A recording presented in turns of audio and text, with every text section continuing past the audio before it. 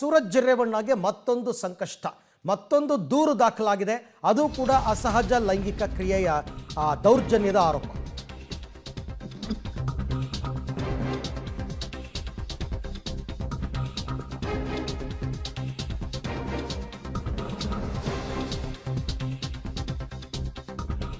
ಸೂರಜ್ ರೇವಣ್ಣಗೆ ಈಗ ಮತ್ತೊಂದು ಸಂಕಷ್ಟ. ಸೂರಜ್ ವಿರುದ್ಧ ಎರಡನೇ ಅಸಹಜ ಲೈಂಗಿಕ ದೌರ್ಜನ್ಯ ಕೇಸ್ ದಾಖಲಾಗಿದೆ. ಹೊಳೆನರಸೀಪುರ ಮೂಲದ ಸಂತ್ರಸ್ತನೊಬ್ಬ ಕೊಟ್ಟಿರ್ತಕ್ಕಂಥ ದೂರು.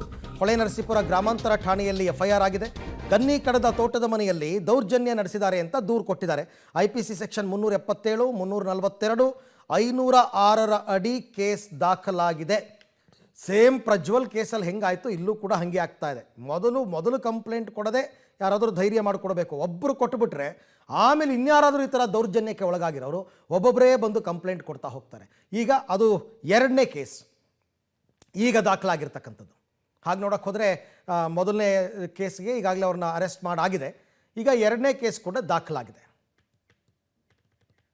ಈ ಬಗ್ಗೆ ಮತ್ತಷ್ಟು ಮಾಹಿತಿ ನನ್ನ ಕೊಲೀಗ್ ಶಶಿಧರ್ ಅವರಿಂದ ಪಡ್ಕೊಳ್ಳೋಣ. ಶಶಿಧರ್, ಲೆಕ್ಕಾಚಾರದ ಪ್ರಕಾರ 3 ಆಗಬೇಕಲ್ವಾ ದೂರು? ಈಗ ಶಶಿಕುಮಾರ್ ಇನ್ನೂ ಅಧಿಕೃತವಾಗಿ ಕೊಟ್ಟಿಲ್ವಾ, ದೂರು ಕೊಟ್ಟಿಲ್ವಾ, ಅಥವಾ ಕೊಟ್ಟರೆ 3ನೇದಾಗಬೇಕಲ್ವಾ ಇದು?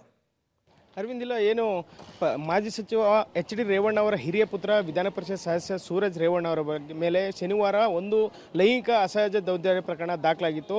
ಅದಾದ ಬಳಿಕ ಅದರ ಹಿಂದಿನ ದಿನ ಅಂದರೆ ಶುಕ್ರವಾರ ಸೂರಜ್ ರೇವಣ್ಣ ಆಪ್ತರೊಬ್ಬರು ಏನು ಸಂತ್ರಸ್ತ ದಿನ ಆತ 5 ಕೋಟಿಗೆ ಬ್ಲ್ಯಾಕ್ ಮೇಲ್ ಮಾಡ್ತೀನಿ ಅಂತ ಹೇಳಿ ಹೊಳೆನರಸೀಪುರ ನಗರ ಪೊಲೀಸ್ ಠಾಣೆಯಲ್ಲಿ ದೂರನ್ನು ದಾಖಲಿಸಿದರು. ಅದೇ ಸಂತ್ರಸ್ತ ಇದೀಗ ಡಾಕ್ಟರ್ ಸೂರಜ್ ರೇವಣ್ಣ ವಿರುದ್ಧ ಹೊಳೆನರಸೀಪುರ ಗ್ರಾಮಾಂತರ ಪೊಲೀಸ್ ಠಾಣೆಗೆ ದೂರ ನೀಡಿದ್ದೇನೆ. ಅದಕ್ಕೂ ಮುನ್ನ ಹೊಳೆನರಸೀಪುರ ನಗರ ಪೊಲೀಸ್ ಠಾಣೆಗೂ ತೆರಳಿ ನಾನು ಕೊಟ್ಟಿರ್ತಕ್ಕಂಥ ದೂರನ್ನು ಎದುರಿಸಿ ಕೊಟ್ಟಿದ್ದಾರೆ ಅಂತ ಹೇಳಿದ್ದೇನೆ.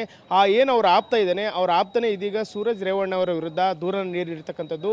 ಏನು ಅಸಹಜ ಲೈಂಗಿಕ ದೌರ್ಜನ್ಯ ನನ್ನ ಮೇಲೆ ಎಸಗಿದರೆ 4 ವರ್ಷಗಳ ಹಿಂದೆ ಕೊರೋನಾ ಸಂದರ್ಭದಲ್ಲಿ ನನ್ನ ಮೇಲೆ ಅವರು ಹೊಳೆನರಸೀಪುರ ತಾಲೂಕಿನ ಗನ್ನಿಕಡ ಫಾರ್ಮ್ ಹೌಸಲ್ಲಿ ಲೈಂಗಿಕ ಅಸಹಜ ಲೈಂಗಿಕ ದೌರ್ಜನ್ಯ ಹೆಸರಿನಲ್ಲಿ ಅವರ ಆಪ್ತನೇ ಇದೀಗ ದೂರನ್ನು ಕೊಟ್ಟಿರ್ತಾರೆ. ಆ ದೂರಿನನ್ವಯ ಸೂರಜ್ ರೇವಣ್ಣ ಅವರ ಮೇಲೆ 377, 342, 506 ಸೆಕ್ಷನ್ ಅನ್ನು ಹಾಕಲಾಗಿದೆ. ಹೀಗಾಗಿ ಎರಡನೇ ಅಸಹಜ ಲೈಂಗಿಕ ದೌರ್ಜನ್ಯ ಪ್ರಕರಣ ಸೂರಜ್ ರೇವಣ್ಣ ಅವರಿಗೆ ಮೇಲೆ ದಾಖಲಾಗಿದೆ. ಇದೀಗ ಅವರಿಗೆ ಮತ್ತಷ್ಟು ಸಂಕಷ್ಟ ತಂದೊಡ್ಡಿರ್ತಕ್ಕಂಥ ಇದೀಗ ಅವರ ಆಪ್ತನೇ ಈಗ ಸಂತ್ರಸ್ತನಾಗಿರೋದ್ರಿಂದ ಈ ಪ್ರಕರಣವನ್ನು ದಾಖಲಿಸಿಕೊಂಡಿರ್ತಕ್ಕಂಥ ಹೊಳೆನರಸೀಪುರ ಗ್ರಾಮಾಂತರ ಪೊಲೀಸರು ಆ ಕೇಸನ್ನು ಈಗ CIDಗೆ ವರ್ಗಾವಣೆ ಮಾಡಿದ್ದಾರೆ. ಈಗ CIDಯಲ್ಲಿ ವಿಚಾರಣೆ ಮೊದಲನೇ ಪ್ರಕರಣದ ನಡೀತಾ ಇದೆ. ಇದೀಗ ಎರಡನೇ ಪ್ರಕರಣವೂ ಸಹ ದಾಖಲಾಗಿರೋದ್ರಿಂದ ಅದನ್ನು ಸಹ ವಿಚಾರಣೆ ಕೈಗೆತ್ತಿಕೊಂಡು ಏನು ಹೊಳೆನರಸೀಪುರ ಗನಿಕಡ ಫಾರ್ಮ್ ಹೌಸ್ ಇದೆ ಅಲ್ಲಿಗೆ ಸೂರಜ್ ರೇವಣ್ಣವನ್ನು ಕರೆತಂದು ಸ್ಥಳ ಮಜರ್ ಮಾಡುವಂಥ ಒಂದು ಸಾಧ್ಯತೆ ಇರತಕ್ಕಂಥದ್ದು.